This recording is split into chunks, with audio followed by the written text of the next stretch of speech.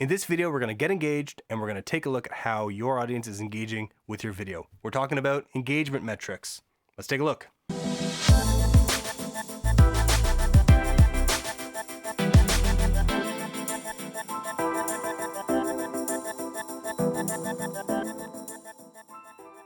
Hey marketers, it's Nelson from Skylight Productions, and in this series we're taking a look at video metrics and understanding what they all mean to make sure that we're optimizing our video content. In this time we're not able to create any new video assets, and so let's take the time to go back, look at our previous video content, and make sure that it's really humming, really optimized, and really working for us.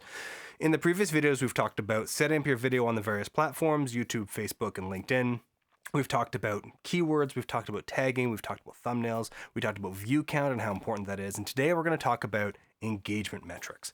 One of my favorite, one of the things that gives you the most insight into how is your video actually resonating with your audience. Now again, depending on what platform we're talking about, these metrics may be more robust than others. I'm going to just kind of talk in generalities, and we're going to talk about it as specific as we get, which is generally YouTube and Facebook give you the most amount of data. If you're on a different platform and you don't have all this metrics, so you can still sort of read between the lines and see how things are working. We want to talk about audience retention, watch time, and average view duration. These are going to give us a lot of insight into not only the video we've produced, but how our audience is relating to it and engaging with it or not engaging with it, and what we can do to fix that. Audience retention shows the amount of your video that the audience has watched on average. Usually this is shown in some kind of a graph. It's normal for it to fall off really, really high at the beginning and then should hold more or less steady and then drop off a bit at the end. If it's not, and you find that there's a big drop off at the beginning, or maybe partway through the audience retention drops off and people aren't watching your video all the way through, it can be a problem because so many brands put their strongest calls to action and their strongest key messaging near the end of the video. And so if you're not holding people's attention to the end, sometimes you're not actually getting those key messages across. So this is really important to look at. This can mean a number of things.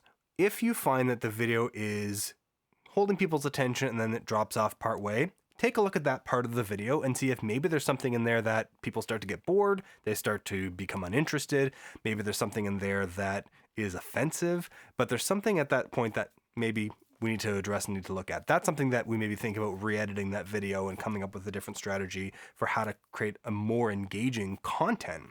But sometimes you find that video, the retention drops off right near the beginning. And what that can sometimes indicate is that perhaps you have a really great thumbnail, you have a really catchy title, but it actually is misleading people. And so they tune in, they click on it, you're doing really well on your tagging and your keywording, but people are actually coming to it thinking it's something else. And so that also is a problem because you're not actually getting the right audience. Again, that view count might be high, but people aren't going to engage with you and they're not really going to resonate with you or engage with your brand because it's not really what they're looking for. And finally, there's the watch time.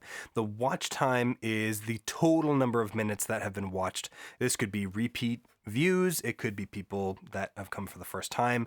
And this is a metric that YouTube weighs very heavily when it comes to ranking your content. So if you're trying to grow a YouTube channel, you want this number to be very, very high. You want a high watch time. The total number of minutes that people have watched on your channel, you want that to be quite high.